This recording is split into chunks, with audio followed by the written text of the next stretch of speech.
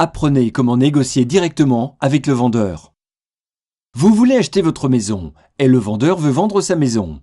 Les négociations doivent être une discussion ouverte et honnête pour trouver un terrain d'entente qui conviendra aux deux. Certains voient les négociations comme une guerre qui se termine par un gagnant et un perdant. Cette approche est la meilleure façon de se trouver avec deux perdants. Optez plutôt pour une approche gagnant-gagnant. 1. Pourquoi la négociation entre deux courtiers immobiliers est souvent peu efficace? Les courtiers immobiliers négocient par offre et contre-offre écrite. L'information part de l'acheteur, va à son courtier, puis au courtier vendeur, puis au vendeur. Si un détail accroche, l'information doit ensuite revenir par le même chemin. Cette méthode de négociation est lourde et lente. Eureka.maison propose une méthode beaucoup plus simple. Pas de contre-offre écrite. Entendez-vous verbalement avant de rédiger l'offre d'achat. 2. Comment négocier? La méthode Eureka.maison. L'expérience démontre qu'il est plus facile et plus rapide de négocier verbalement plutôt que par écrit.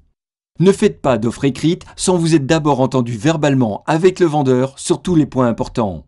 Durant les négociations, tentez de trouver un terrain d'entente. Un truc, essayez de déterminer quels sont les points qui ont de l'importance pour le vendeur, mais pas pour vous. Pour vous préparer aux négociations, dressez deux listes. A. Les conditions qui sont obligatoires pour vous, incluant le prix maximum que vous êtes prêt à payer pour cette propriété. B. Les conditions sur lesquelles vous pouvez faire des concessions. 3. Vous êtes accompagné d'un courtier? Le courtier voudra probablement prendre le contrôle des négociations. Assurez-vous malgré tout d'avoir une conversation franche et ouverte avec le vendeur.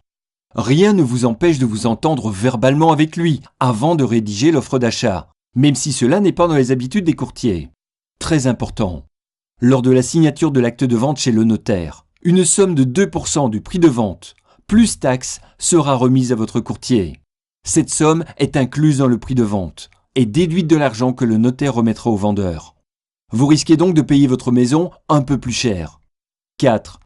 Lisez attentivement la déclaration du vendeur.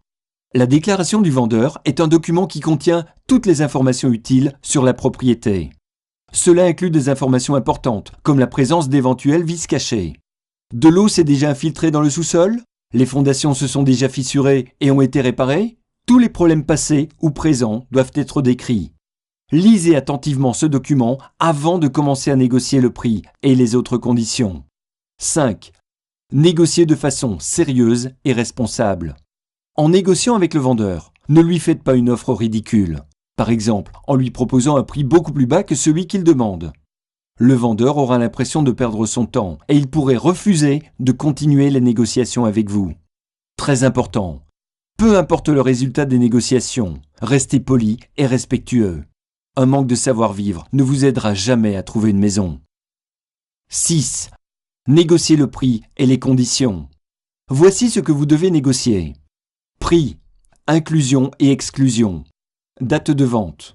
Date et heure de prise de possession. Délai pour chaque condition. Obtention d'un prêt hypothécaire. Rapport d'inspection favorable.